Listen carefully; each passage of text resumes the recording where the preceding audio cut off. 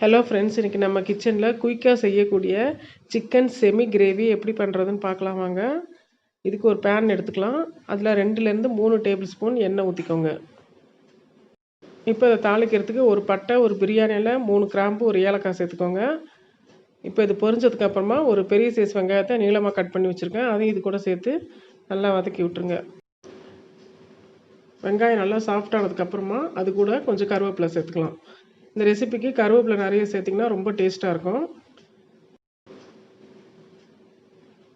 இப்போ வெங்காயம் வதங்கினதுக்கப்புறமா அது கூட 1 டேபிள் ஸ்பூன் இஞ்சி பூண்டு விழுது சேர்த்துக்கலாம். இஞ்சி பூண்டு பச்சை வாசம் போகிற அளவுக்கு நல்லா வதங்கணும்.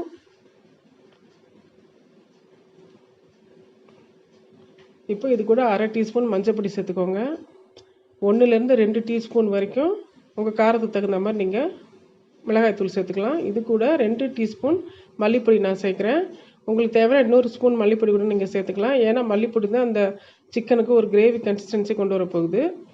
இப்போ அது வதங்கினதுக்கப்புறமா 1 டீஸ்பூன் சோம்பு பொடி, 1/2 டீஸ்பூன் ஜீரகப்பொடி சேர்த்துக்கோங்க.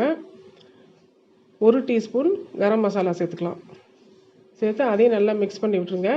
இது நீங்கள் இந்த மசாலா பொருள்லாம் நம்ம மிக்ஸ் பண்ணும்போது கேஸை லோ ஃப்ளேமில் வச்சுக்கோங்க, இல்லைன்னா அந்த மசாலா பொருள்லாம் கரிஞ்சிரும். இந்த ஸ்டேஜில் ஒரு பெரிய தக்காளி நம்ம அதில் சேர்த்துக்கலாம். இப்போ தக்காளி சேர்த்து வதக்கும்போது அந்த மசாலா பொருளும் வதங்கும். அதே சமயத்தில் தக்காளி இருக்க தண்ணி இறங்கும்போது அந்த மசாலா கரிஞ்சிராமல் அது நல்லா வதங்கிடும். இப்போ இந்த பொடியெல்லாம் உங்ககிட்ட இல்லைன்னா நீங்கள் ரெடிமேட் சிக்கன் மசாலா கூட இது கூட சேர்த்துக்கலாம்.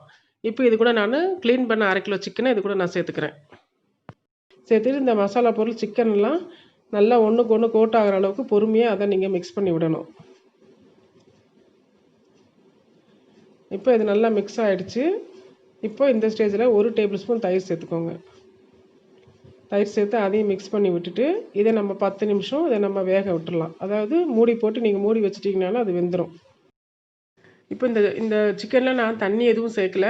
இந்த சிக்கனுக்கு தேவையான உப்பு மட்டும் சேர்த்து அதை மூடி வச்சு நம்ம குக் பண்ண போகிறோம். நீங்கள் தண்ணி ஊற்ற வேண்டாம், அதிலே அது வெந்துடும்.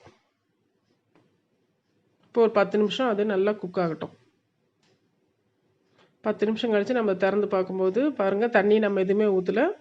அந்த சிக்கனில் இருக்க தண்ணி வெளியே அந்த சிக்கன் நல்லா வெந்திருக்கும். இந்த ஸ்டேஜில் 2 பச்சை மிளகாய் கீரி அதில் சேர்த்துக்கலாம். இது ஒரு ஃப்ளேவருக்காக நம்ம சேர்க்குறோம்.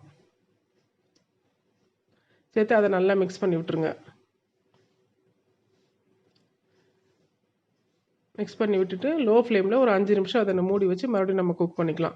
இந்த 5 நிமிஷம் கழித்து நீங்கள் ஓப்பன் பண்ணி பார்க்கும்போது அந்த சிக்கனுக்குள்ளே இருக்க எண்ணெயெல்லாம் பிரிஞ்சு அந்த சிக்கன் உங்களுக்கு ரெடியாக இருக்கும். பாருங்கள், எண்ணெயெல்லாம் பிரிஞ்சு அந்த சிக்கன் நல்லா ஒரு செமி கிரேவி கன்சிஸ்டன்சிக்கு வந்துருச்சு. இந்த ஸ்டேஜில் கொஞ்சம் கருவேப்பிலை அதை போட்டு நம்ம அதை கலந்து விட்டுடலாம்.